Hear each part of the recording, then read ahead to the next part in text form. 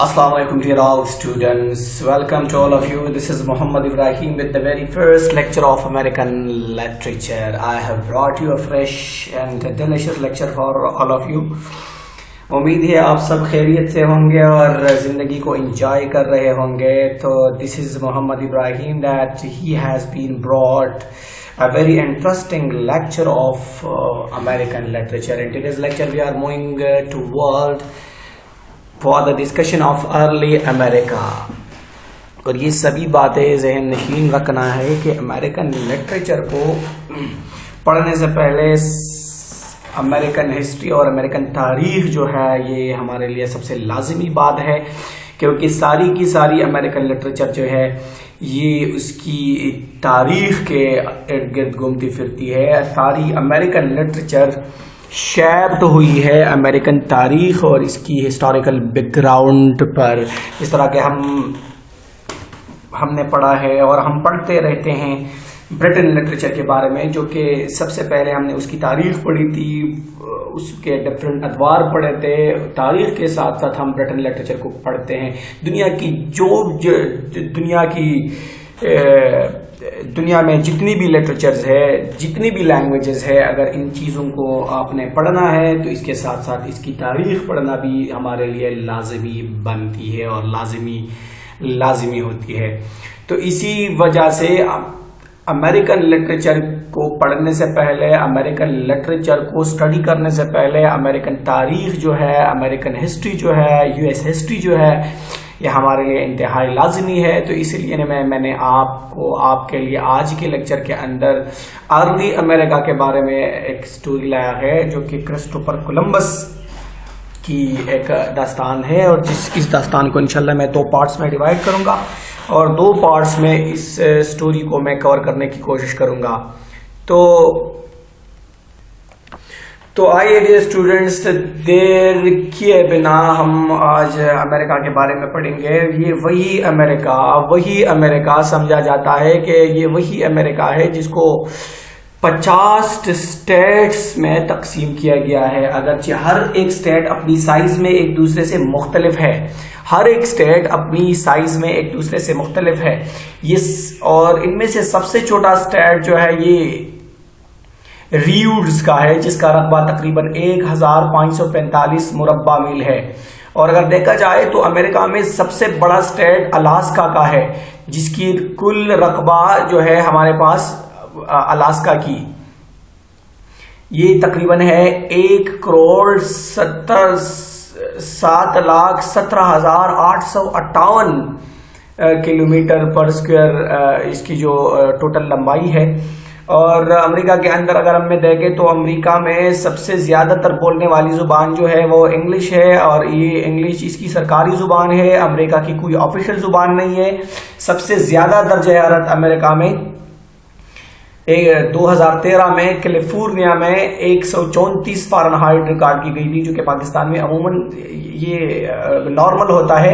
امریکہ میں تقریباً 46 صدور آئے ہیں، جس میں سب سے پہلا نمبر جارج واشنگٹن کا ہے اور آخری نمبر جو بائیڈن کا ہے. لیکن یہی امریکہ جس کی سب سے بڑی معیشت ہے آج کل، ساری دنیا کو اس امریکہ نے اپنے گرفت میں لے لیا ہے. سب سے بڑی کمپنیاں آج کی امریکہ کے اندر ہے. یہ جو ہم پڑھ رہے ہیں امریکہ، یہ جو دکھ رہا ہے ہمیں امریکہ، یہ شمالی امریکہ کے بارے میں ہم بات کر رہے ہیں. سب سے بڑی کمپنیاں آج امریکہ کے پاس ہے. عسکری قوتوں کی اگر بات کی جائے تو سب سے بڑی عسکری قوت امریکہ کے پاس ہے. اگر مال و دولت اور شہرت کی بات کی جائے تو سب سے زیادہ مال و دولت اگر ہم دیکھیں تو امریکہ کے پاس ہے. دوسری بڑی حقائق اگر ہم دیکھیں تو یہ امریکہ کے پاس ہے. ٹھیک ہے، یہ وہی امریکہ ہے جس کے میں آپ کو سٹوری کرنے جا رہا ہوں، اور یہ سٹوری ہم سبھی کے لیے انتہائی لازمی ہے اگر آپ میں سے کوئی بھی امریکن لٹریچر کو پڑھنا چاہتے ہیں. So dear all students، امریکہ کے بارے میں تو آپ سبھی بخوبی جانتے ہوں گے کہ دنیا میں جب بھی کوئی کسی کا مثال دیتا ہے یورپ کا مثال دیتا ہے تو یورپ کے ساتھ ساتھ امریکہ کا مثال جو ہے ہمارے سامنے آ پڑتا ہے.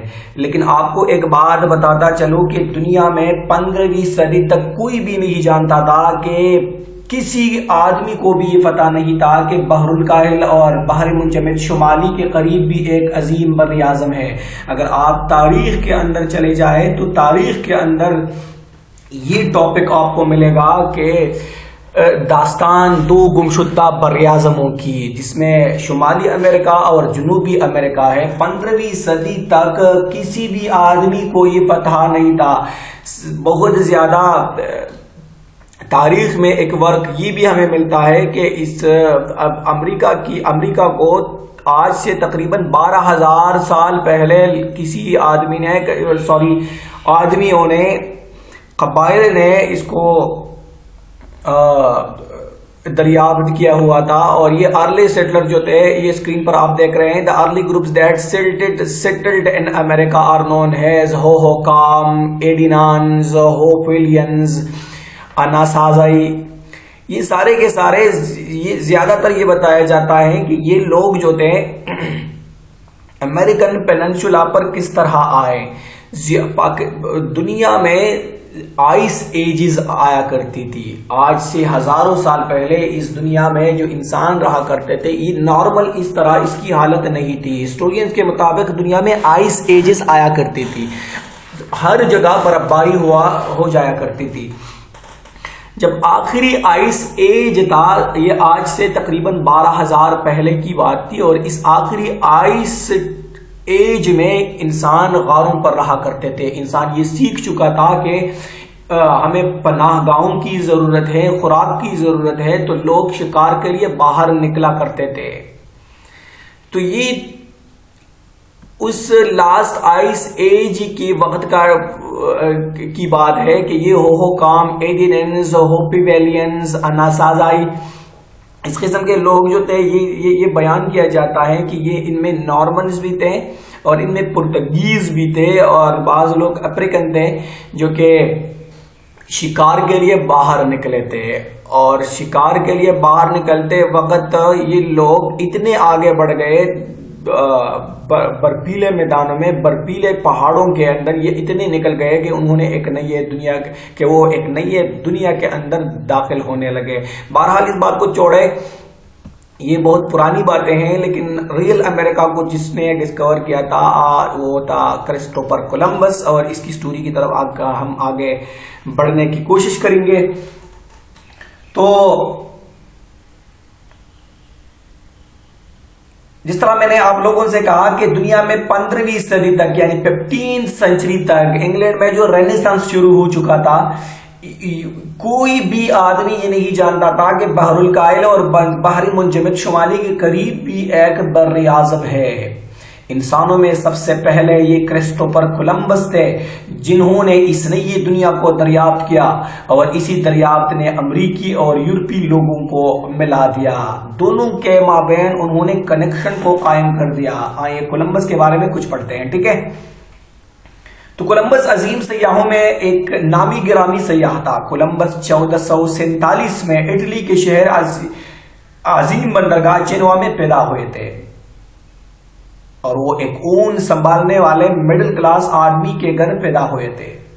بچپن سے ہی جہاز رانی اور جہاز ران بننے کا شوق تھا، اور بچپن سے ہی جہاز رانی کے متعلق بہت کچھ سیکھ بھی چکا تھا. یہ وہی دور تھا کہ یورپ دنیا کو باہر نکل رہا تھا. جس طرح کہ میں نے آپ لوگوں سے پہلا کہا کہ یہ it was a time of renaissance.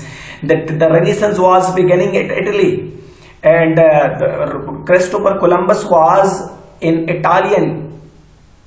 تو یہ رینیسانس کا وقت تھا، یورپ باہر نکلنے پڑا تھا، دنیا کو ڈسکور کرنے نکلا تھا. تو کولمبس بھی دنیا کو دیکھنا چاہتا تھا.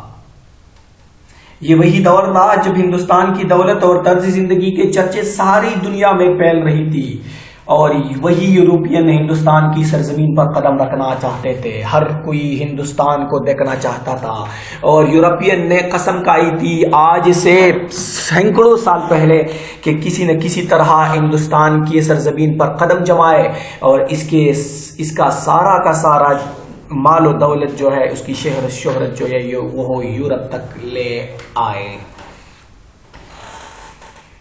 ہندوستان میں شاہی دور چل رہی تھی، اسی لیے سارے کے سارے یورپین لوگ اس کشمکش میں تھے کہ کسی نہ کسی طرح ہندوستان کے لیے کوئی راستہ نکالے، کوئی راستہ ڈھونڈے اور ہندوستان کی سرزمین پر قدم رکھ سکے. ان لوگوں میں سے کولمبس بھی تھا جو کہ ہندوستان آنا چاہتا تھا. کولمبس کو دونوں انڈیز کی دریافت تھی. پیدائش سے ہی کولمبس، جس طرح کہ میں نے پہلے کہا کہ کولمبس کو جہاز رانی اور جہاز چلانے کا شوق تھا. انہوں نے کئی سالوں تک جہازوں میں کام بھی کیا تھا، بطور نوکری انہوں نے بطور جاب جہازوں کی وہ کفالت کرتا تھا، اس کا خیال رکھتا تھا. تو وہ چاہتا تھا کہ وہ ہندوستان آئے. کولمبس کو دونوں انڈیز کا مطلب میرا یہ ہے West Indies and East Indies, ٹھیک ہے، West Indies and East Indies. تو کولمبس کو دونوں انڈیز کی دریافت تھی. انہوں نے اس سفر کے لیے مسلسل 8 سال کام کیا تاکہ کچھ رقم جمع کر سکے. جہازوں پر انہوں نے نوکری کی، بندرگاہوں پر وہ چلے پھرے. انہوں نے 8 سال مسلسل اس سفر کے لیے پیسے جمع اور اکٹھا کرنا شروع کیا اور اسے یقین تھا کہ ہندوستان مشرقی سمت میں اٹلانٹک کے قریب ہے. مطلب یہ کہ کوئی بھی نہیں جانتا تھا کیونکہ سمندری راستے یورپ ابھی نکل چکا تھا، دنیا کو ڈسکور کرنے نکل چکا تھا، کیونکہ دنیا میں سب سے زرخیز اور سب سے خوشحالی اور پراسپیرٹی جو تھی وہ ہندوستان کے اندر تھی. اور یہاں پر عرب بالکل بہت پہلے سے آ چکے تھے. جو کہ 712 میں ہم نے محمد بن قاسم کی سٹوری جو ہے ہم نے پڑھی ہے اور ہم نے سنی بھی ہے. اور یہ اب وہ یورپین آنا چاہتے تھے. لوگوں کو کچھ بھی پتا نہیں تھا کہ آیا یورپ کے آگے کچھ ہے، لیکن کولمبس کو یہ پکا یقین تھا کہ ہندوستان جو ہے یہ ہمارے پاس قریب ہے، جو کہ اٹلانٹک اوشن کے مشرقی سمت میں یہ موجود ہے. اور اسے یہ بھی یقین تھا کہ اٹلانٹک اوشن کے ساتھ یہ راستہ جنوبی ایشیا کے لیے سب سے شارٹیسٹ راستہ تھی. وہ قائل تھا کہ مغرب سے محض 3000 میل کے فاصلے پر جاپان آئے گا، اور جاپان کے ساتھ، کیونکہ جاپان تو ایشیا کی ملک ہے، اور ہم انتہائی آسانی کے ساتھ ہندوستان میں پہنچ جائیں گے. تو وہ ہندوستان کی سفر کی کیا خواہاں تھا، اسے امریکہ وغیرہ دوسرے علاقوں کا کچھ پتہ نہیں تھا. اس کا سول پرپس اور سول مقصد جو تھا وہ ہندوستان آنا تھا.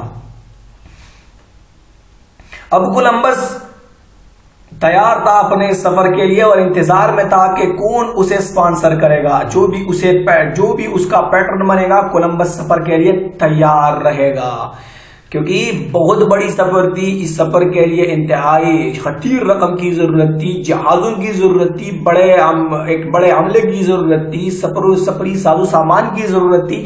تو یہ کسی ایک آدمی کی بس کی بات نہیں تھی، چونکہ ایک بہت بڑا سفر ہونے کے ناطے اس کے لیے خطیر مقدار میں رقم، جہازوں کی سفری ساز و سامان، عملے کی ضرورت اور بہت اور کچھ، جو کہ کسی ایک آدمی کی بس کی بات نہیں تھی، بلکہ حکومتی امداد سے یہ ممکن تھا. تو کولمبس نے اپنی حکومت سے التجا کی، اٹالین گورنمنٹ سے انہوں نے بار بار التجا کی، اسے درخواست کی، لیکن اس کی جواب نہ میں آئی. اس کے بعد وہ پرتگال چلے گئے، انگلینڈ بھی چلے گئے، فرانس بھی چلے گئے، لیکن پرتگال، انگلینڈ اور فرانس کی حکومتوں نے ان کو 3 مرتبہ ریجیکٹ کیا. بالآخر وہ اسپین چلا گیا اور اسپین کا بادشاہ مان گئے. یعنی انہوں نے اسپین کے بادشاہ فرڈیننڈ اور کوئین ایزابیلا کو قائل کر دیا.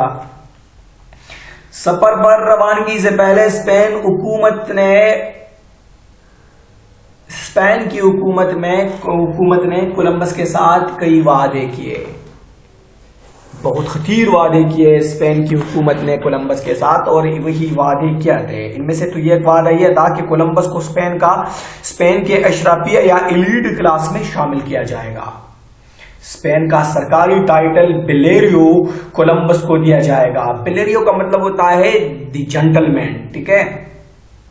کولمبس کو great admiral of the ocean کا ٹائٹل دیا جائے گا، اسے وہی حقوق و مراحت اور ہر پریویلیجز حاصل ہوگی جو کہ اسپینش ریاست کے ایڈمرلز کو حاصل تھی۔